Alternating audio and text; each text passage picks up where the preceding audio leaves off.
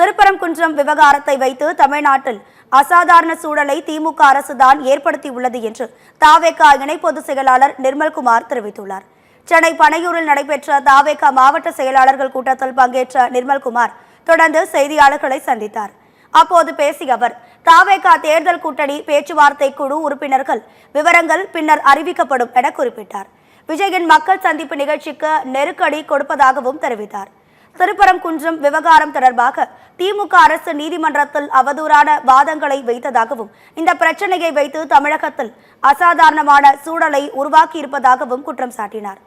முன்னாள் முதலமைச்சர் கருணாநிதிக்கு பாரத ரத்னா வழங்க வேண்டும் என்கின்ற திமுகவின் கோரிக்கையை மக்கள் ஏற்க மாட்டார்கள் எனவும் நிர்மல்குமார் கூறினார்.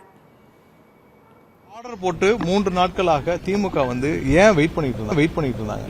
வெயிட் பண்ணி ஒரு தரப்புல இருந்து கூட்டங்கள் அதிகமாகுது.